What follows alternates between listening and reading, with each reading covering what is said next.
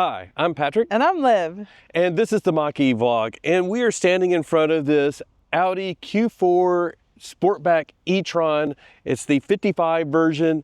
We're going to take a look at all of the details and have some fun with it. So let's go.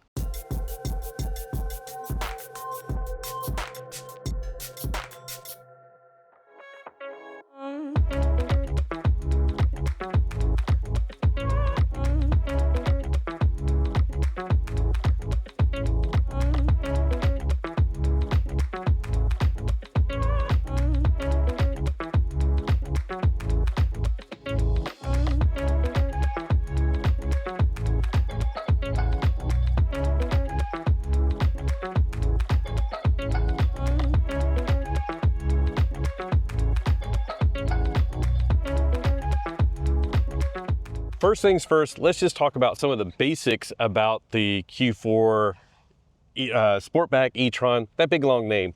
It starts in the mid to upper 50,000, goes all the way up to this one is spec'd in the sort of upper $60,000 range.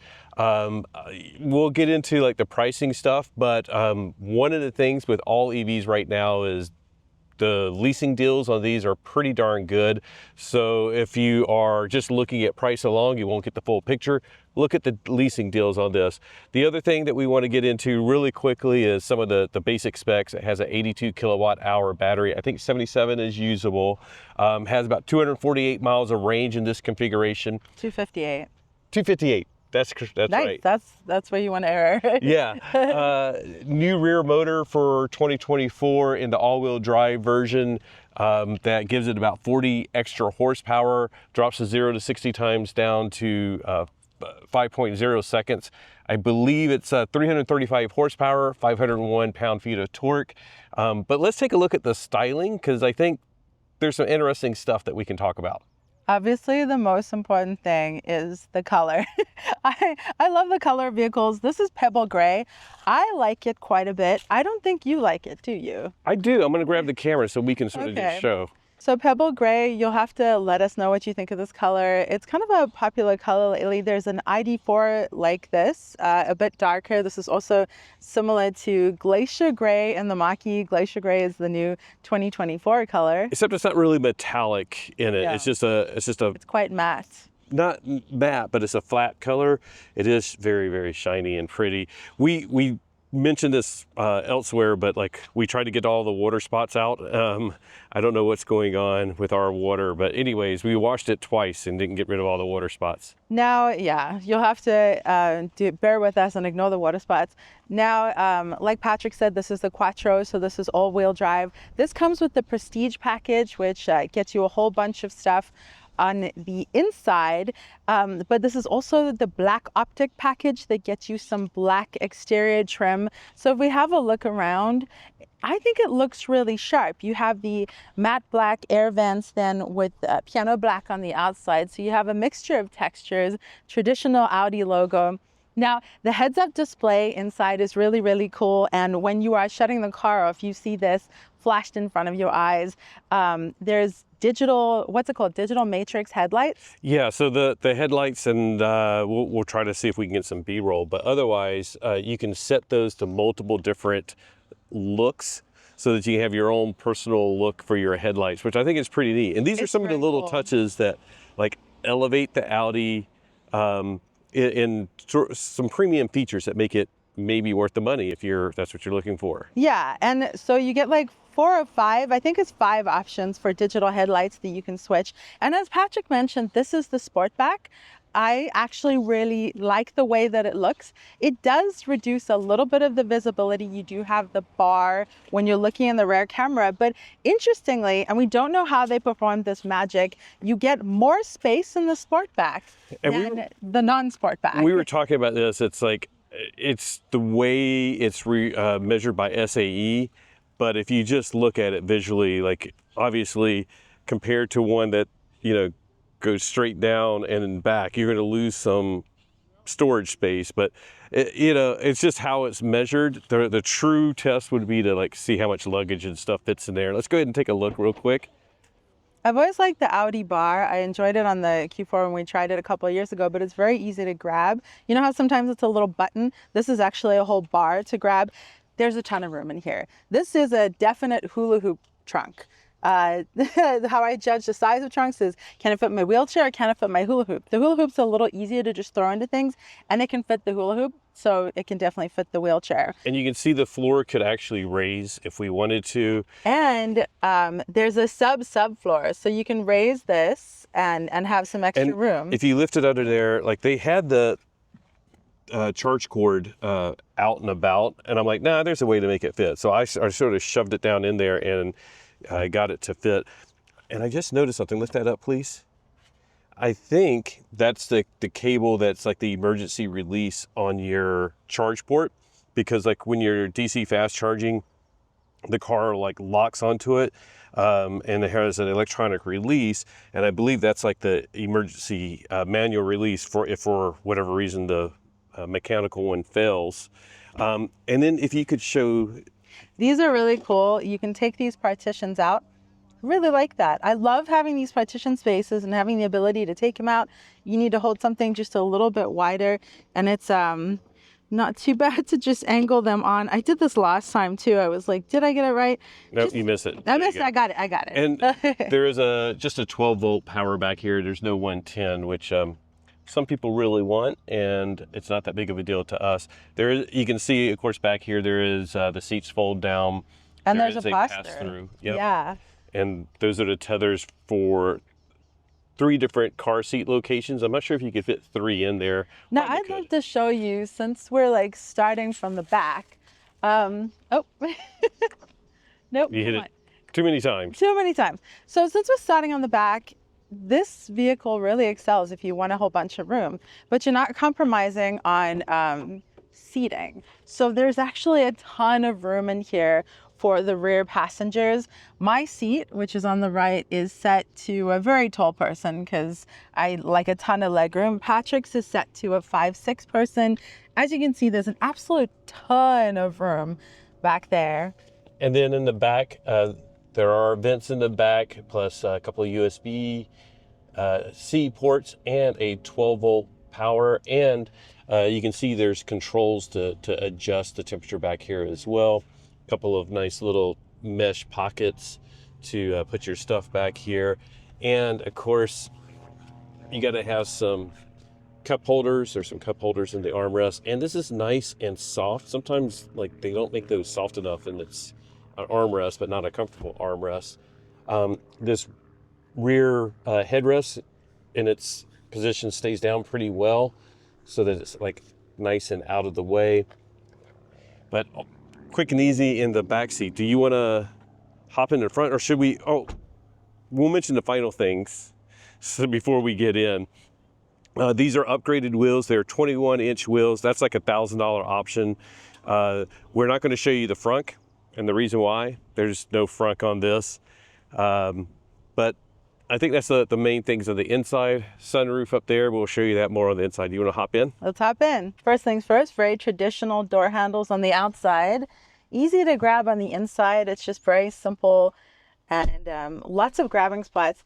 Now, hopefully you can see this. I don't have my water bottle on me right now, so we're going to throw some B-roll over.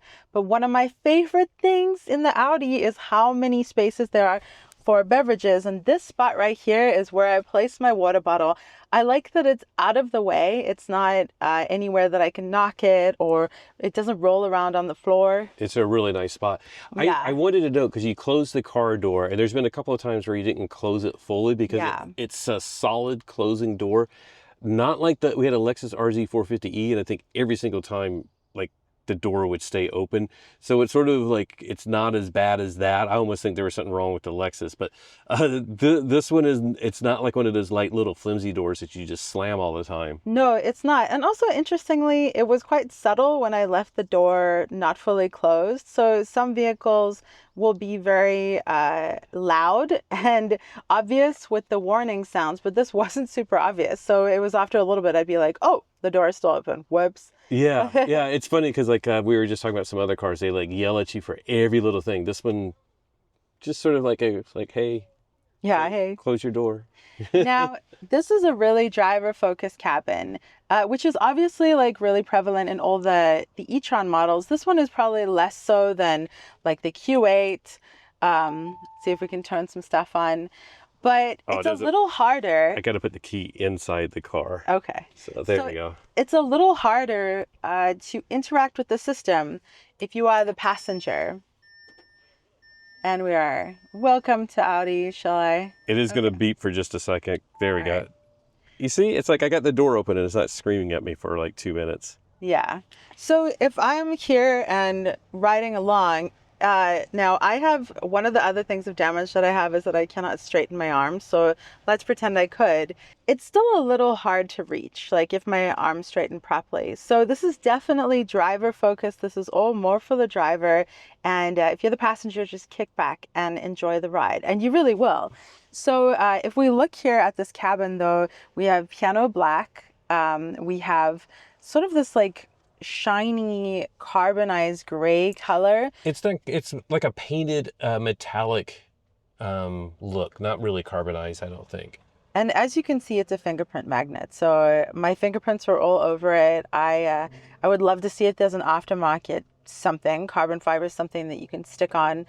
We actually have a carbon fiber thing on our Mach-E as well. So now, I love manual buttons, and there are a ton of them here. A ton of different ways that you can interact with the system, with the AC, with the temperature. Unfortunately, there's no ventilated seats, which we really wanted to have later in this video.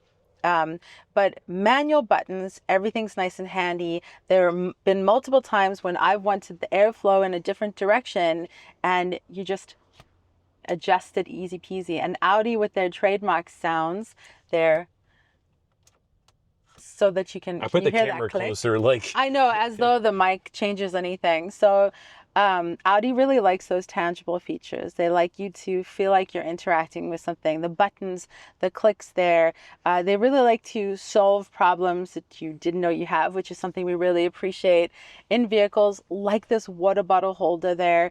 Now, if we look... Speaking of the buttons, though, because we were talking about like how nice it is for like the feedback on those. I don't like these. It's basically just one button, and it, depending on where you press, is where it goes down. So I wish there were like individual buttons for each thing that's on the steering wheel.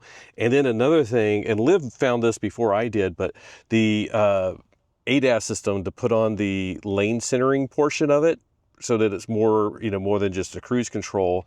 The button is right here, and it's like you push that. So like from my driver's perspective, I could see the little logo image or anything like that.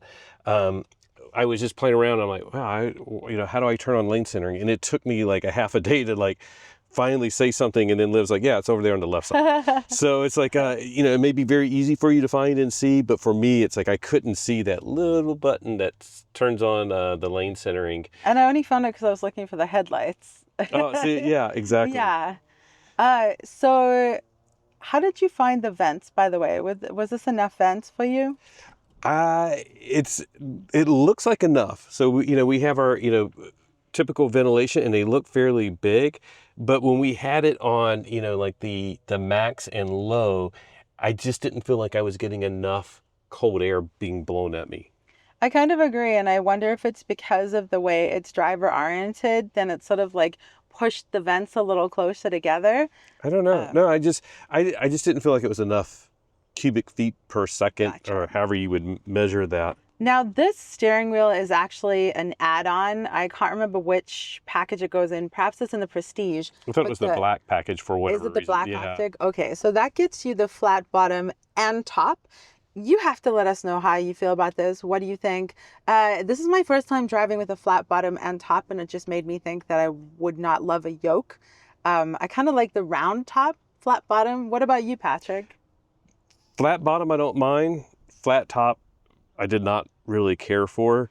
And to be honest, just give me a round steering wheel, but that's me. And then for me personally, since you're right at the door, memory seats are just an essential. Obviously, this is a premium vehicle, but we try all kinds. We try budget vehicles all the way up.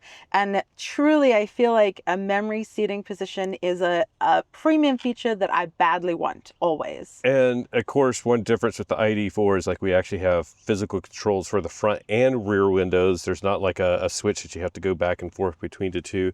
And speaking of seating positions, of course, it has electronic seat controls. I believe it's 8 direction, as well as the lumbar support. Does yours have lumbar support on the passenger? Mine doesn't have lumbar support, and you can stretch out the thigh length. Thigh support. Thigh support, which we don't need to, but we know a lot of you guys are taller than us. So and then overall, the seats look really nice, and I love the S logo here. And that's something else that is also added here. And there's badging on the exterior of the vehicle as well, the S badging. Now these... Wait, I'm going to find it. We'll go back in. There's S line, so like seeing those little touches.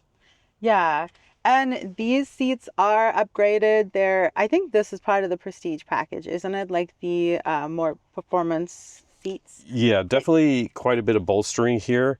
The stitching feels really nice.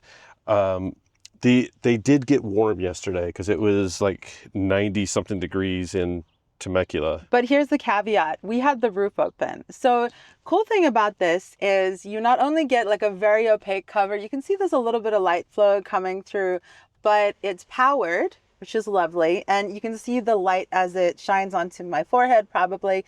It's pretty well IR coated, but I definitely feel the heat. Like from about there to there, I feel the heat. And then also, if you wanted, you can open I think this is called the sunroof, right? It's a moonroof if it's full glass. Thank you, Kyle. So hello. It's a really cool premium feature that you can cover. Love the cover. That's present on the ID4 as well, but that you can also open the roof. Now, we had a GoPro stuck up there, so we couldn't close any of this. We couldn't close the cover, but definitely would have wanted to when it was 90 something degrees. It made the seats really warm. And then of course we hopped into the car was cooling off, but we had that hot seat behind us. But that's, that's the way it goes sometimes when you're trying to film with GoPros everywhere. I guess we could have took the GoPro down while we were inside. The GoPro down. You have to let us know what you think of like the different angles when we film everything. But also check this out. This is good and bad. You can adjust this. I find when I'm driving, I like it forwards because then I can rest my elbow. However, I don't know about you, Patrick, but because when I get into a car, I'm like, getting into position, and I kept like pushing this back. I think it was all in the back position, so I didn't rely on it like that. But yeah, I could see that being an issue because it slides backwards very easy. Very easily. And then you get a nice little dose of space under there. It's not a ton, but it's actually fairly deep. Yeah. So that was cool. There is also wireless charging that I didn't mention. Oh, did we mention up here? Not sure, but yeah, you stick your phone in there and then it holds it in the clip, which is kind of nice. Put it in upside down though, so I did. I did, but so that way. And there's 2 USB-Cs and there's some little bit more storage under there. But you mentioned hot seat, and I feel like we should jump in the hot seat and take this car for a drive. We got a couple other things I want to mention. We do? What are we talking about? So the gear shifter is fairly, not that big of a deal, fairly standard. The one thing is to get into like the one pedal regen, you have to like double down to get it to like the regen mode. So I would sometimes forget that, but I think it's something I could get used to. I wish I could just set that as my standard. The other thing is like your volume control. This was like a bit of a weird thing. It's almost like a little spin disc, but you just rub your finger over. Oh. And sometimes you turn the music on by accident. Your drive select is over here. So if I do that, I can change from like sport mode to dynamic to comfort to eco, I believe. And we can show it pop up on the screen right there. Sorry, that was a motorbike, so we try to keep things quiet for you guys. But there you see the different modes. I think you had it in dynamic and I had it in auto or comfort quite a bit. I did it mostly comfort, but then we went on some of the roads that we're going to show you in a couple of minutes. We went on dynamic. Let's have a look here. Unfortunately, there's no 360 camera. Which is really surprising. It is. Yeah. So the two surprising things for me on a vehicle that costs this much is like there's no 360 camera. Backup camera looks great, but there's no 360. And of course you have alerts that's using the parking sensors. The other thing is, I'm gonna step outside real quick. Back here, it's like a fake disc brake. That's actually drum brakes in the rear. And I think this and the ID4 now are like the only real like vehicles that have drum brakes in the rear. Now Audi / VW, they say a lot of that is because you're doing regen braking, so it doesn't need as powerful disc brakes. I'd rather just like spend the money, let's get some disc brakes. And then the final thing before we move on and get into the drive is just there's the dash. And you should show how pressing the button looks. Yeah, so it's do you see the whole thing moves? Yeah, it's just like the whole thing is moving. By the way, I'll just say, like, since we've had it, it's been 2.9 miles per kilowatt hour. Yesterday we had 2.4, 2.6. It would like float around there, but 2.9 for the whole time. We've had it for a few days. We had it at nearly 100%. We're down to 34%. We don't know if we'll get a charging test in here, but efficiency feels pretty good. I like that the display has, you know, a lot of different options. I can change between different screens. There we go. Different views. I can put up a map view. The other thing is, of course, is the driver's heads-up display, which we talk about in the video. The one thing that I discovered last night when we were using it is, so Android Auto won't display the turn-by-turn directions in the heads-up display, but using the native nav, it does, and it's like an augmented reality. So like the arrow is pretty far away when you're like a quarter mile away from the turn, but then like right when you get to the turn, all of a sudden it turns into 3 arrows and it's pointing in the direction. Basically, it looks like it's like right on the street where you got to turn. So it's a very cool addition to have that heads-up display. And one of my favorite features is like, if you're going to have a heads-up display, like make it be like it's part of the reality, part of your world. So yeah, that was like the Mercedes EQS. I really like. Yeah, that's the first one I saw it in, and now I'm like, yeah, if you're gonna do a heads-up display like this, I don't think you can see it here, but it just says 0 miles an hour, speed limit 15, and it has my lines for the road, which we don't have right here. But I'm like, it's very basic, having the directions in there. Just wish it worked for Android Auto CarPlay. Yeah. So now this upgraded steering wheel as well. I think it comes with the paddles. Yeah, you get the paddles, the plus and minus back here. Let's see that. Yeah, let's see if I can see those. Nope, it's taking too long. Maybe I'm pointing at it. I didn't bother with them too much. It's not that big of a deal. I just used the regen. Oh, and the one thing I want to say about the regen, I didn't say in the video. Let me flippity flip and then we'll get on the road. The regen one pedal, I wouldn't really call it it doesn't do real one pedal. And the reason is like you can slow from like 45 miles per hour down for like a stoplight, but like when you get to like about 6-7 miles an hour, it doesn't coast, but it doesn't fully stop. So it's sort of like you can't just use it as a one pedal driving. You got to like eventually move your foot over there and like actually stop the car, which is pretty much different than any other EV. It bugged me a lot at first, but then I sort of just got used to it. But I really do wish they had a true one pedal. But that's, you know, some people don't, you know, Liv doesn't use one pedal at all, so it doesn't bother her. So I just was sort of annoyed, and like if you're going to do regen, like let it bring it to a stop, which of course that's one of the difficult parts, is getting that last 3 or 4 miles an hour. Like the Mach-E used to be really bad. Like you get down to like 3 miles an hour and then it would just go like and then stop you. Now it's like it does it like goes down and then it like lets off a little bit and then stops. So it tries to smooth it, but it's still a bit rough. So I think that's why that can be difficult, and maybe that's a reflection of the fact that it has those drum brakes. It's hard to control that. I don't know. Yeah. I don't know why they do that. It might be just a design decision. So, well, I would like to drive. Okay. So let's switch. Yes, we're going to switch back to yesterday when we drove, and then we'll come back and wrap up the video. So how long has it been since we were in this? It was September 2022. now it's June 2024. So a year and a half, and we're back here in the Audi Q4. It feels really familiar and comfortable. And you drove it on this exact road. Same road. Yeah, it's really, really cool to be back. And at like literally being on the same road, the first thing I notice is this is definitely more powerful. This is more powerful. Yeah, I've been noticing that. I can't wait till we switch, get on some curvy roads. But yeah, it's 40 more horsepower. 40 more horsepower, 5 seconds 0 to 60. There's a lot that they've improved about this. So we're going to be testing out a bunch of the things, including the charging, hopefully. We'll see how much Patrick can. We'll see if we include it in this video battery. or maybe do a separate video. True. Depending on timing.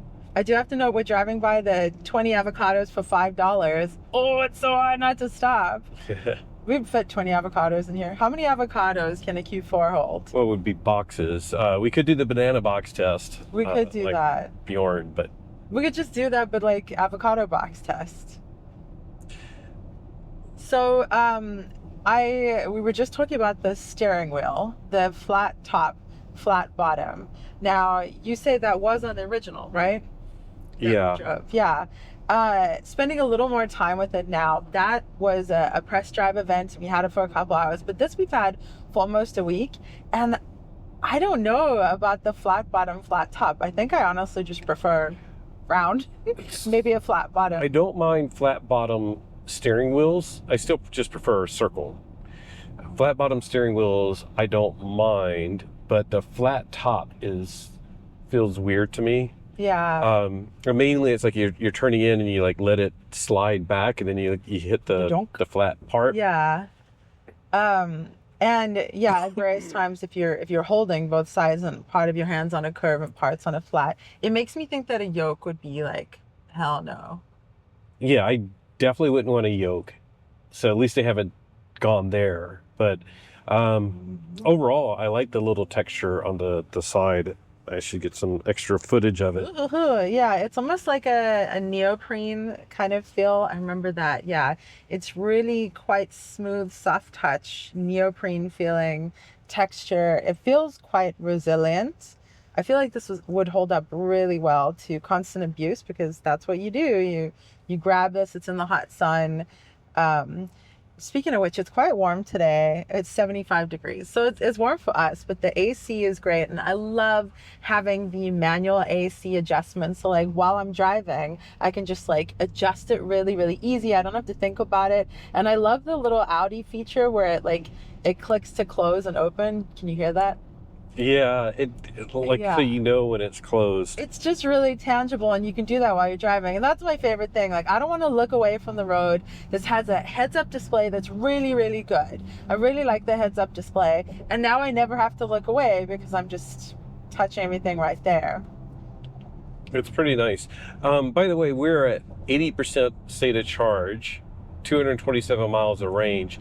This is now at 100% rated. We just dropped to 79. Yeah. Rated for 258 miles. We won't do like necessarily a range test, but we're just going to sort of track that. Our loop today, like we redo the loop that we did a year and a half ago, just over a year and a half ago.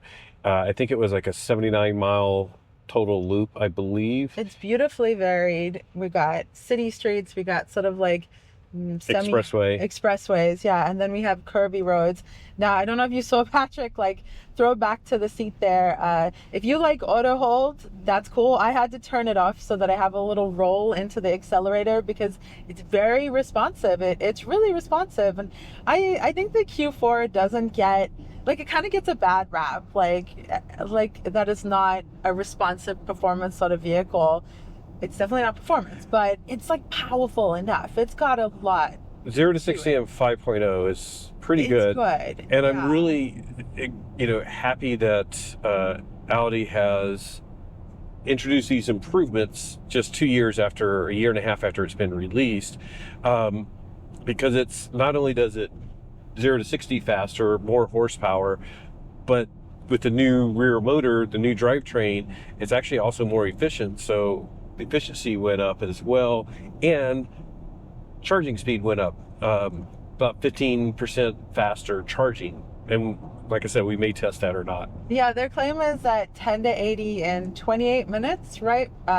With a max of 175 kilowatts. So versus the previous peak of 150. So it's nice seeing these type of improvements that aren't a complete revamp of the vehicle. It's like, let's improve like the motors and some of that other stuff so that you get a better vehicle out of it. They've also changed the suspension. I was just thinking that, like, it feels really smooth. You feel really upright in this, which is my preference personally, but it doesn't feel too boaty. It is a little bouncy. It's definitely a little bouncy, right? But it feels really well planted. Do you feel like it's a little bouncy? I have not felt that. I think it's a bit of the sportiness of the suspension, and we'll test that out when we switch.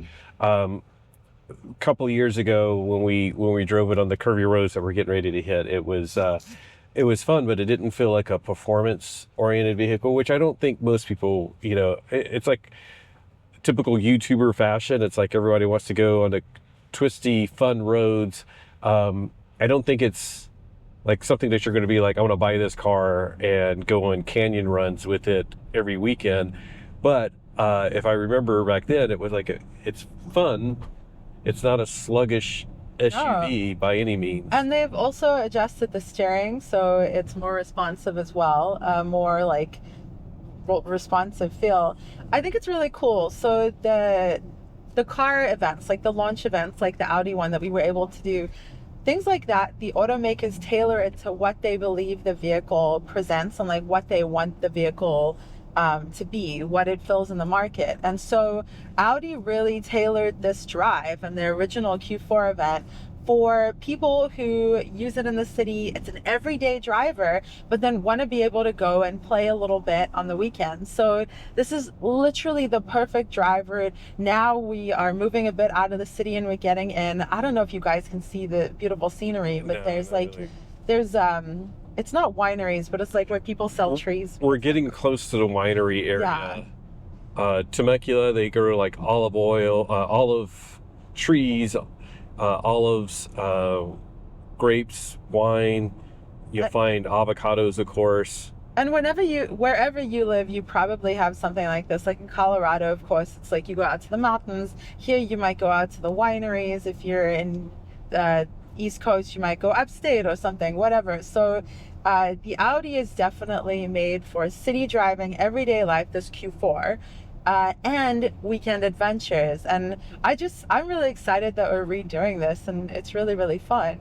I think it's a good mix because this is what a lot of people will go through. It's like, you're driving on an expressway / freeway. We're going to go on some more rural roads. We're going to go on some curving rural roads. Rural roads is a hard term to say. We're getting a variety of scenery and environments as far as like traffic. But in the original drive, we started at the beach, went to the wine country, curvy roads, So we didn't start at the beach this time. We live about 6 miles inland. We started near our house, but not at our house. But we will try to finish back up down on the coast. Ooh, yay. We'll take you for the entire route. I will say, by the way, driving style, it's very responsive to accelerate, and it's a little soft to brake. Would you say that's accurate in saying it's like... I wonder how much, because it has drum brakes in the rear, and that's like surprising. So yeah, I'm curious about that. Like, it is like it's a softer brake. It's just different. Like, I think the accelerator is more responsive than the brake, which I don't mind, but that might be a personal preference. How do you feel? Do you feel ready to switch and rip it a bit? Yeah, let's not rip it. We're just gonna just take a cruise. So yeah, we'll find a place to pull over and switch. Yeah. Well, we just went right into it. We're not even at the part that I recall being curvy, but you said something straight away about the difference between this and the additional horsepower and torque is exactly what this needed. Again, it's by no means like performance, like a Mach-E GT or EV6 GT or anything like that, but this is pretty darn fun. And I remember last time I was like, it's different levels of fun. I would say like, you know, like an EV6 GT could be like a 9 or 10 out of 10.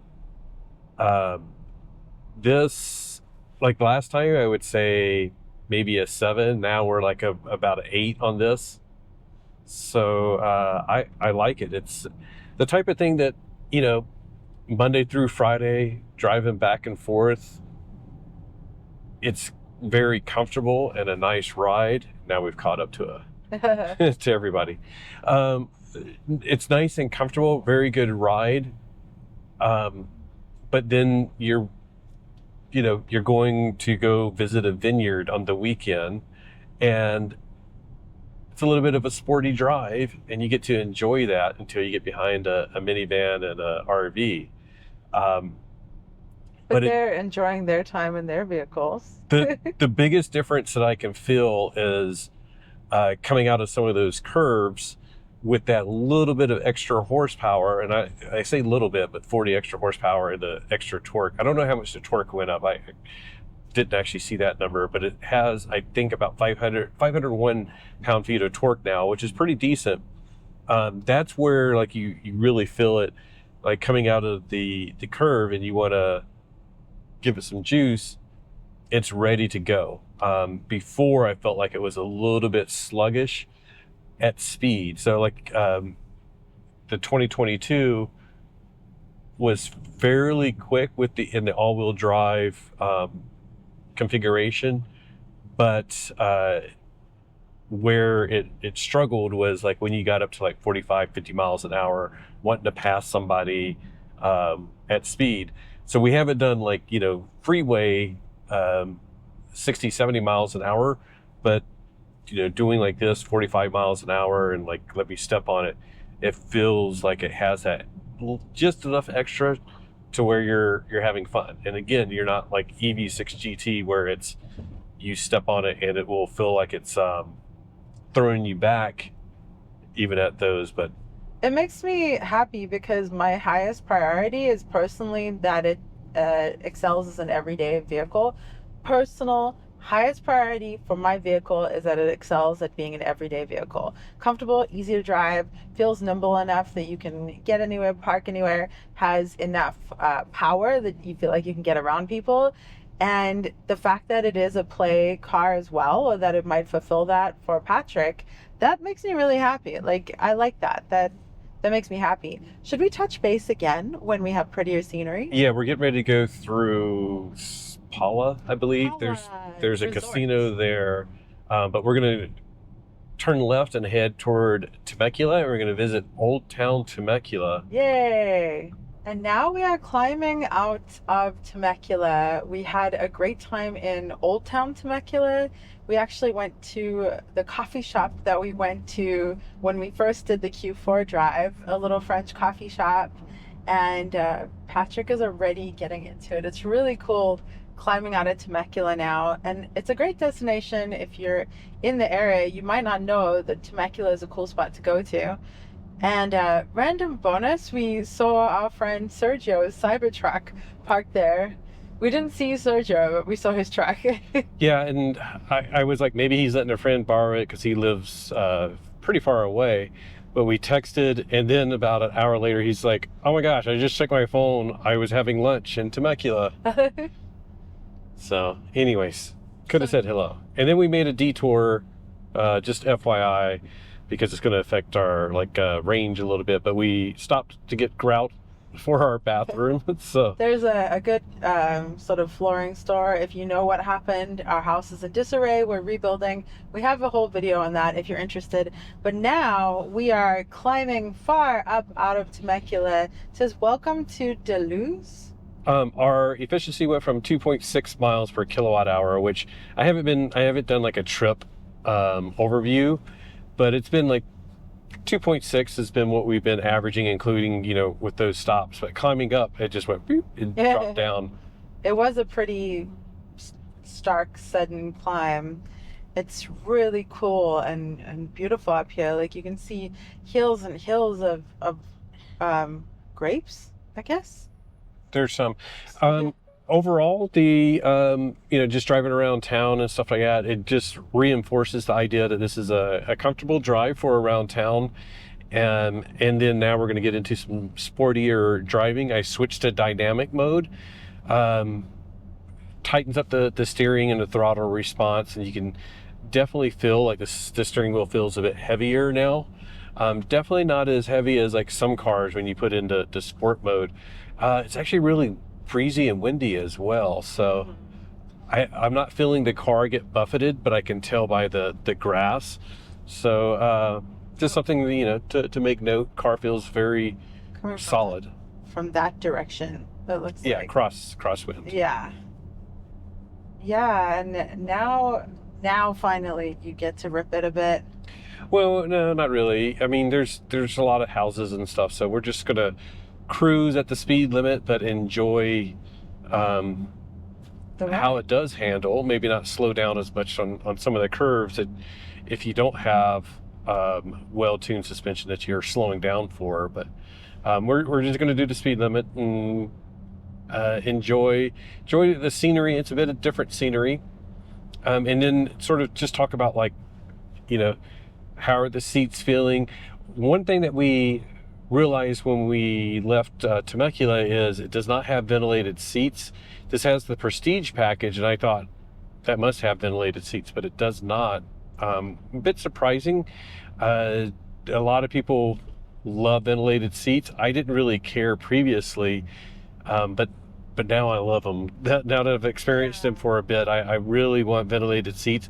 I believe it's like it was like 93 down in Temecula. It's 84 now, so we had a 10-degree temperature drop. And it's supposedly, I think, like 73 back toward Oceanside, so we'll have another 10 degrees.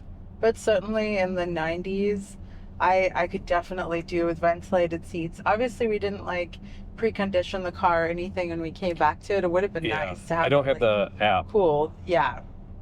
Which I'm sure is something you can do with this. But yeah, I think we've been spoiled now, and I want ventilated seats. I would love ventilated seats on the Mach-E, and also a heads-up display. Those would be two big improvements that I would love. So, and speaking of the heads-up display, it isn't as advanced as some of the other heads-up displays, but it does have like my speed, show me that it's detecting the lines, and it has the speed limit sign. If I turn on the ADAS, which I'm not on this type of road, it would have some indications of that and what's going on with that. Using Google Maps with Android Auto, it is not showing me my turn-by-turn navigations. So it's all, like I have to glance and look over here. Of course, I could have the sound on and have it talk to me, but that would mess up the video.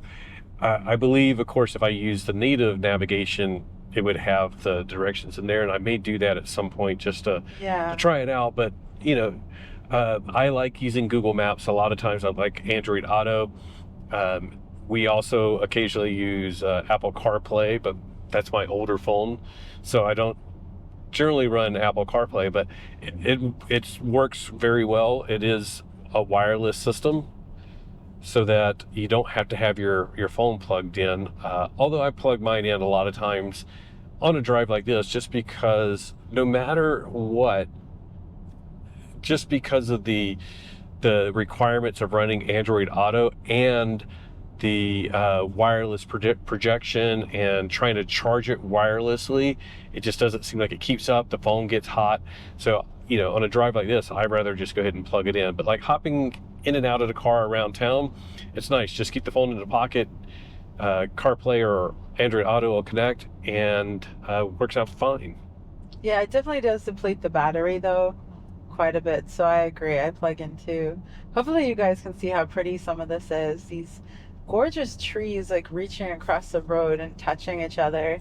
This is a really fun, nice drive, and I think this is to my point of where I was saying this is a nice car, like handling dips, uneven pavement. It feels really good. you don't, like, sure, if you had a, like a Corvette going through here, you could fly through here, but as you can see, there's like car driveways and things like that, so you really shouldn't. So, having something like this is just fine. We're not going to speed through here. We're just going to be careful and have fun. And the bumps felt actually great. That felt really well supported.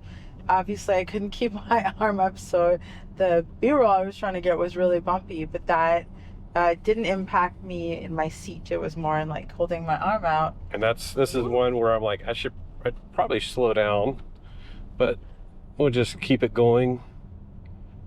And I know we get some narrower roads here, and it's like a narrow road with a curb, so I got to be careful not to like get too distracted. And again, we are able to do that comparison of when we drove this last time. It just feels like, like coming out of that, like having that little bit of extra power to boost the car coming out of the curve, it now feels a bit sportier. So I really like how it's feeling. Slight improvements translates to a huge improvement. And there's a stop sign. And the bolstering is sufficient. Yeah, it isn't, again, it's not like a, EV6 GT or Ioniq 5N where you're, very, very much side bolstered. This is just enough. Yeah. Wow, I remember this now. Okay. And the last time we were coming this way and there was like a Ford F-250 coming the other direction, I'm like, I think I gotta pull over. Seriously, I feel like we're in Europe, like narrow streets. I hope the GoPro is getting a used to some of this. I just realized, like, I'm gonna try capture some again. Yeah, I'm slowing down so we can capture some of this. It's just magical. It's like a magical wonderland. Yeah, this is really, really neat. Yeah. And you can't really tell, but the road has a lot of cracks, and oh, yeah. I'm actually, because it's so narrow, I'm hitting some of the reflection markers and things like that. There's also like not a lot of noise coming through from the road.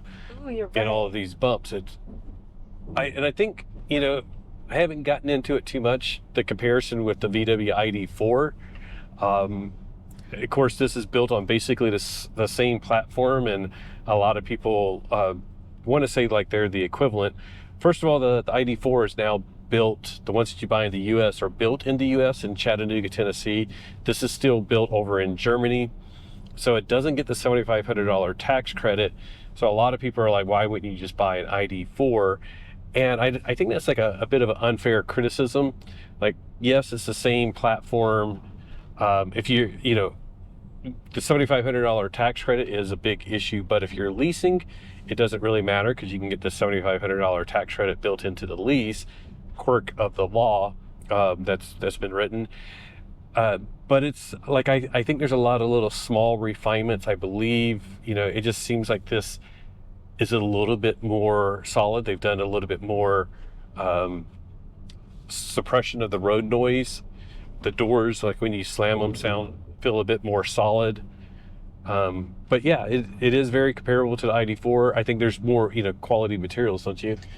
I think we need to spend more time in the ID4. Yeah. It's been a while, and this really makes me feel like we need to spend some good time in the ID4 to see what we think. Truly. With the updated one too. The updated one, yeah.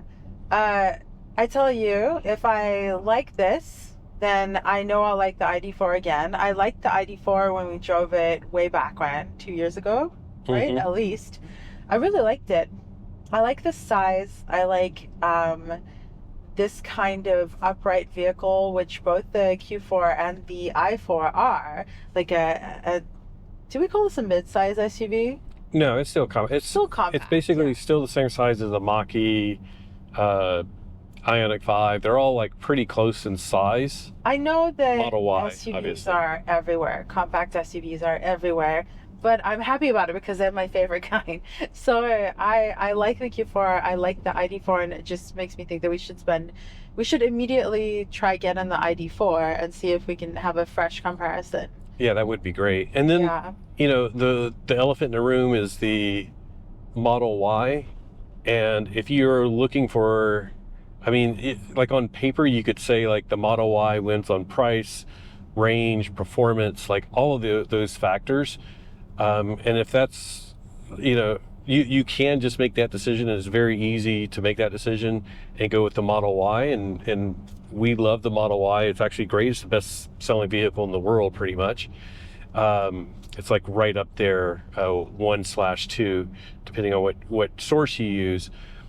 So it's hard to go wrong by picking a Model Y, but then, if you have different preferences, if you want a sunroof that opens, if you want more buttons, very quick and easy to click a button to change your AC, if you want manual vents, if you want, in my opinion, better build quality, more solid sounding door closes, then you should consider other things. And if you want a little bit of the premium materials and stuff that you get with the Audi, this is definitely a very good consideration. The Q4 E Tron is quite a bit bigger, quite a bit more expensive, but also you definitely feel some very good quality out of that as well. Like, it's super silent inside. Not super, very, very silent. But I do like this. Now, by the way, it's very sunny, very warm. Like Patrick said, it's 85 degrees right now, and where we were in Temecula, it was 90 something. So the glass roof is open, as in the glass is exposed, because we have the GoPro right there in the middle. So I would love it closed. I would definitely close the cover. You just wanted to go over that, Ref? I'm just playing around a bit with the acceleration and power. So I would definitely want to close it on a day like this, but the tinting feels adequate. So the sun is not directly overhead. It's kind of more over Patrick. You can see my hand is a little lighter, but it's not bad. It's well tinted. I feel like we're not getting a sunburn from this exposure, but it's a really nice feature to have the close. So for example, we were chatting earlier about like, this is very, very comfortable and in the same realm as the Lexus RZ 450e, right? They're both more premium SUVs, a little pricier, wanting to provide some more premium features. Like the Lexus RZ 450e has the electrochromic roof, so at the touch of a button it becomes opaque or frosted really. And this, the Q4, has an openable, is someone stopping for a photo op? Well, it was a Lexus, so I was like, I couldn't see. RZ 450e, that'd be so fun, pull over. But so that has the electrochromic roof, and then this one has a full closing cover and an openable. Kyle just told us the distinction. Sunroof is you can open it. Moonroof, you just look. That's right. So we had a whole debate about, like, I was calling it a mudroof for a bit, but he officially said... This is the narrow part. Ooh, let's see if we can document this properly. My goodness. My goodness. Liv mentioned, I believe, earlier that the suspension and steering has been adjusted for 2024. I'm going to slow down. I can't see what's coming up ahead. And it's hard to remember, again, going back 2 years ago, almost 2 years ago, but it feels like it's a bit more precise steering. And sometimes, you get into these cars and they're supposedly sporty, but you feel like you're guiding it down the road. Oh, check this out. It's a little creek that we're passing.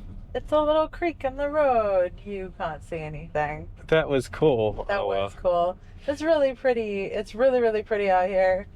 So sometimes it feels like you're guiding the vehicle down the road. This, and I think it did a couple of years ago, but this time it feels like I really am steering and being very precise and making sure I don't hit a tree or a car on the other side. This is so beautiful. Wait, I gotta film it again. I'm just gonna like get all up in front of the camera. Thank you. This is amazing scenery. It's really, really cool. In fact, I wish we could put the GoPro on the outside. Well, we could. We could. but we're not, because I'm a little lazy. It adds some challenges too. But by the way, if you see any, what do we call it, water spots or anything like that, Patrick washed the car twice, and then we took it to a professional wash, and it still had water spots. So we're theorizing there was like a wax on it or something. There might be some wax that needs to be like, I don't know. Yeah, so we've heard from you guys that you want the cars to look as pretty as possible. So we really tried. We tried. We like came right out the wash and started driving, but nope. This is so pretty. It's so narrow. So narrow. Oh, wow. It's just gorgeous back through here. Yeah. And this is sort of a, you know, back to the point of like, it doesn't feel big. It is a rather compact crossover SUV. And this is a very narrow road, and it doesn't feel big at all. And going back to those little, you know, tight spots, was able to handle those very precisely. Not an issue at all. And you say it's the same size as the Mach-E. Pretty much. They're all the same class. It does feel smaller a bit inside. I think there's about the same cargo space, but it's the ones that people cross shop. Like we did that comparison a while back with Kyle, and it was the Q4, the ID4, EV6, Ioniq 5, Mach-E. Yeah, it's all relatively, you know, like if you're looking at those sizes, I just hit something on the steering wheel. You did? Yeah, I was like, uh-oh, am I making a phone call? Hopefully not. That would be funny. If you're looking, those are all very comparable, and you know, if you're unsure of which one to buy, I could basically give me 10 minutes and I could convince you to buy any of those. They're all really good in their own way. They all have some negatives, including the Mach-E. We're Mach-E owners. This is a Mach-E channel, but I can tell you the negative. I could convince you not to buy a Mach-E. I could convince you to buy a Mach-E probably. So it's all relative in what you're interested in. And with that in mind, like I think this is like if you're looking for a more premium brand, and something that we sometimes forget is like we may be reviewing a car, but there's the overall experience as well. So like if you buy a Tesla, you're getting the like, I'm dealing with the store and I'm going to have a service center, and it's a different type of thing. Like I'm going to schedule things through the app or whatever.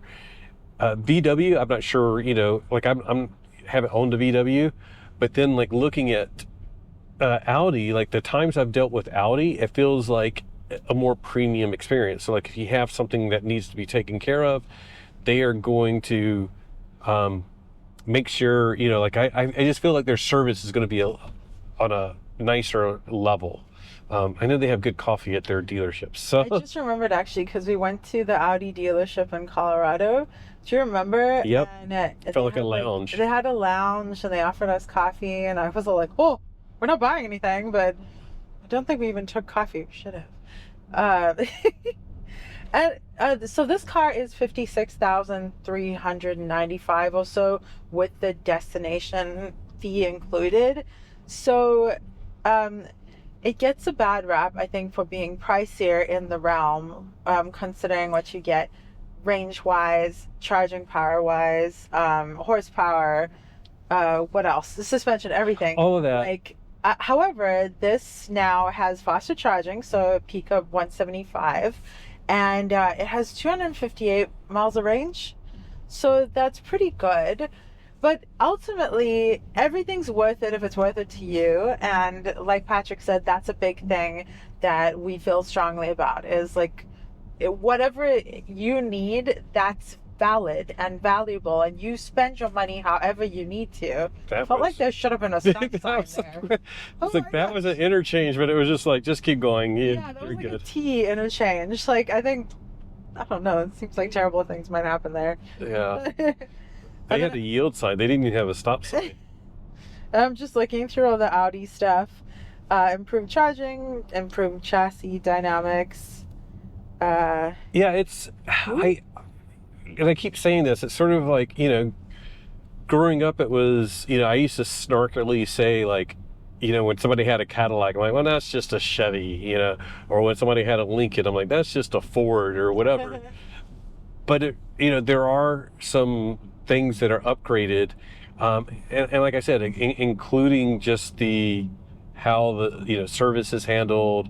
A lot of it's just down to materials. I don't know, if that's worth it to you. And it's like, we're not to make those judgments. We're just gonna go back to talking about like how it feels to us. And I will say, like, to me, it feels really nice to drive. I like this car. That was fun. Yeah, I can tell. I really enjoy driving this. Like, just throw everything out of my bag, why don't you? Without thinking about the cost. I really like this.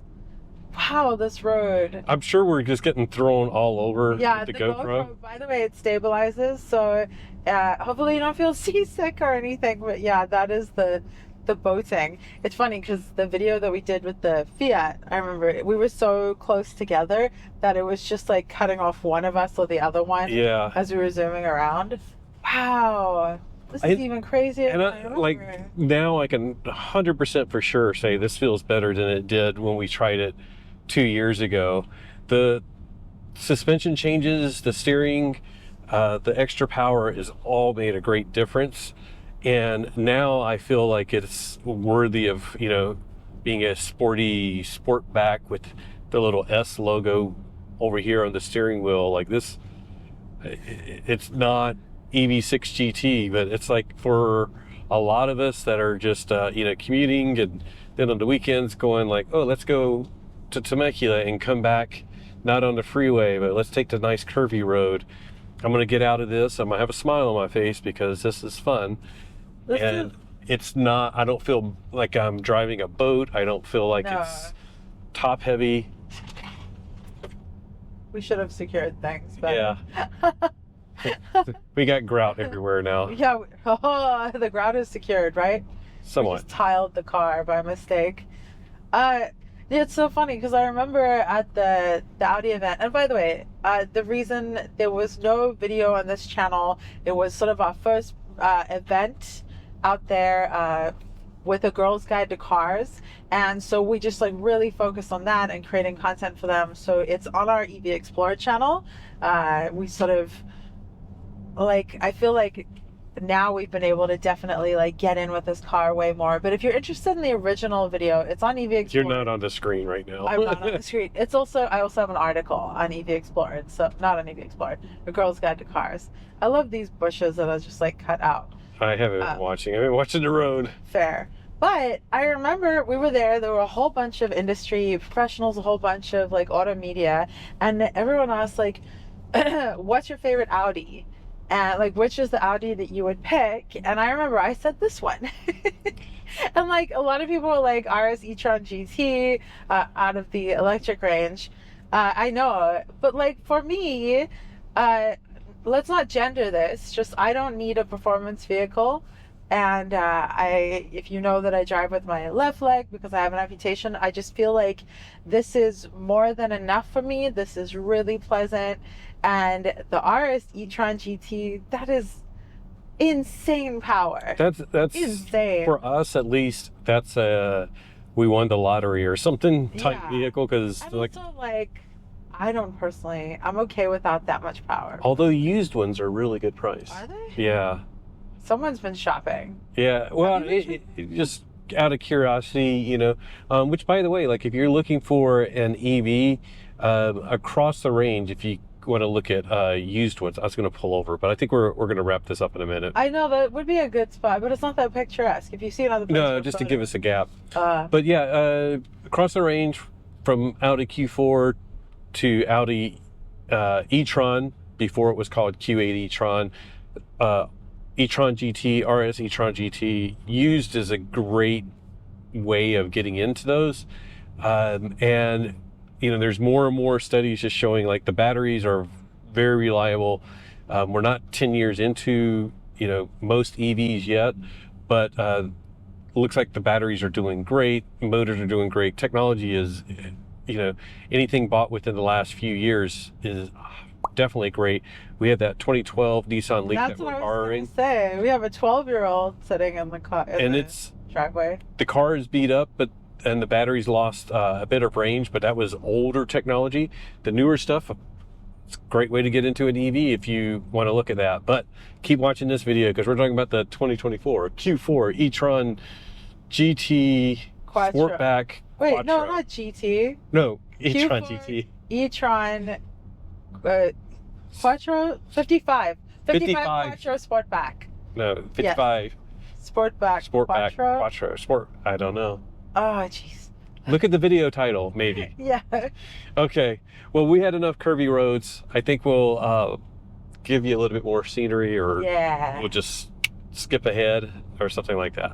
We had the most fantastic time taking this Q4, the 2024, on the same drive route that we did in the 2022 Q4. It really helped illustrate all of its ways in which it's changed and the ways in which it excels. We wanted to finish this video down there by the harbor where the route actually ended, but unfortunately it's summer in California and everyone else wanted to be there too. So we drove around, we tried to find a good spot, we found good photo ops and everything, but we could not film this video down there. So we did get to finish the whole drive, take this Q4 E Tron Quattro Sportback, whatever it's called. So many words, but we took it through like tight city streets. We took it in a tight little parking lot. We tried parking on a roof even.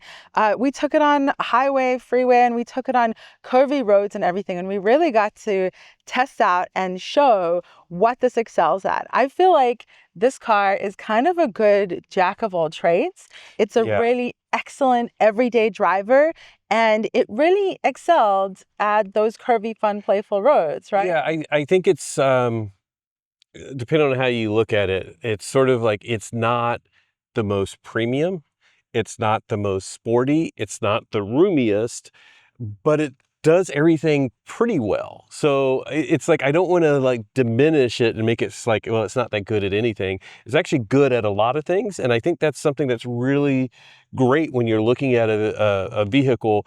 It's not like a lot of us are like, well, I'm going to buy my sports car for Saturday and Sunday, and I'm going to buy my car for the weekend when I got to go and, you know, haul a bunch of stuff. And then I'm going to buy another car for commuting. You're going to try to like find something that meets a lot of those needs. And this does a lot of those things very well. The more powerful motor just makes it a bit more playful, and I think that's a very positive thing. The efficiency going up is a positive thing. So I really like it. As we've said multiple times, we'll leave it up to you when you're looking at the price and value, especially now because like the leasing deals change so rapidly. I think that's where you'd probably want to go with this. But overall, I really enjoyed this. I could see us owning this. When we were leaving to come over here and film, our neighbor was like, go have fun in your fancy car. So I think that's sort of it. It's like, it looks like a nice fancy car, but it's not flashy. This gray, it's a really, like Liv was saying, like, I don't think I like it. I'm like, it's grown on me. It's not like a flashy color.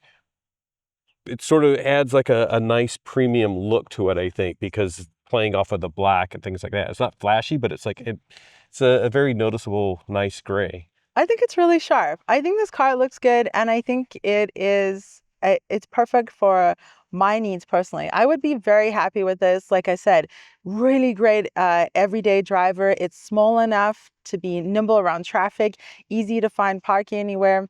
But it has a whole bunch of storage space for my hula hoops and for people. Like this is, oh, and it can hold my water bottle. So that's really nice. And I was going to say with like the Sportback, you lose some storage space, but like if I was carrying luggage, even if it went up here and down, it's not like I'm going to like stack the luggage all the way up. I'm like, that's what I'm really concerned about, like a decent height or whatever. So we wouldn't have to compromise if we were storing stuff. No, not at all. Except maybe like when we moved and I really packed it full. Right. But this is not a compromise for me personally. Depending on your needs, it may be a compromise. It is certainly a premiumly priced vehicle, and you have to make those decisions on what you spend your money on. I would have a hard time spending this much money, like 67 or so, on this, but it really does make me want to try the ID4 as well and see how it stands up. Driving this now compared to the previous gen of the Q4, this is a mid-year refresh. It's definitely snappier. It's definitely got more power. 2024 refresh. Yeah. It's definitely more powerful, definitely snappier. The steering is really responsive. I really enjoyed it. I think they did a great job, and especially me not using one pedal. Yeah. It's excellent. I'm going to be sad to say goodbye to this. Yeah, and it depends on what you value. Like I appreciate some of the premium qualities. Don't necessarily want to compare vehicles, but I know that's what you're probably doing. I far like this more than like the Lexus RZ450E. Charges better, range is better. I think the styling's better. It feels nice. I love the opening sunroof. I love the styling. Like I like this so much more if you're looking at like a premium EV. The Lexus, the electrochromic roof is fun, but I think this is more functional. I enjoy the aesthetics of this. I actually really like the look of the Sportback.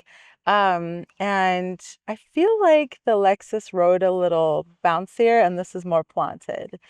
Well, yeah, I think the suspension upgrades have been really good, but I think bottom line is like we try to cover a lot. We, all over the place, covering a lot of different things, but we want to know what you guys think about this. If you have any specific questions, let us know. We, just because we didn't put it in the video doesn't mean that we didn't, think about that or whatever.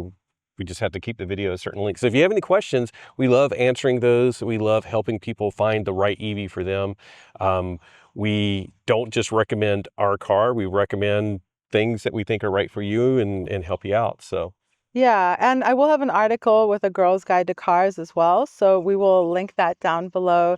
But this, like we say often, this is the second most expensive purchase in your life, probably. So that's why we love sharing about this stuff, is like digging into it as much as we can. And let us know your thoughts on the Q4. Am I going to get it ever? The 2024 Audi Q4 55 Sportback E Tron Quattro. I'm pretty sure. I think it was Sportback. And then 55. Sportback 55 E-Tron. No, I don't know. 55 E-Tron Sportback Quattro. It's correct in the description. Whichever one of us said it right owes the other one. Coffee. No, the other one. The one who said it wrong owes the coffee. Yeah. Yeah. Okay. You didn't say that right. I didn't say that right, but I said the other thing right. Okay. So there. So on that note, thank you so much for joining this video where we spent a good chunk of time in that name of a Q4. Let us know what you think of this vehicle or any other vehicles, or if there's something that you want us to try, do let us know. Huge, enormous thank you to our patrons. We appreciate you guys so very, very much. That guy, and over there, Bob, and and they're gone now. And they're gone. Huge thank you to our YouTube members. We appreciate you guys so much. You for watching. When they comment, what happens? Subscribing, huh? When they comment, they get a lightning bolt. Are you making editing really hard for this? No, it's easy. I did it before. You did it. I did it before. You did it. You did? Yeah. Okay, good. Normally I put up fancy ponies. All right, let's go. Whoever edits this has to put up a fancy pony. And another one. This is fun. Then put up an angry face. But thank you guys for supporting us. There are multiple ways that you can support us, and it truly means the world to us and makes a big difference in us being able to keep doing this. So on that note, just remember that whatever you drive, whether it's a Q4 Sportback, a Q4 Quattro, a Q4 E-Tron, or whatever, 55, or a Mach-E. And a silly face right here. Boom. Are you serious? I'm editing this because I know what I'm putting there. Enjoy the ride. Bye.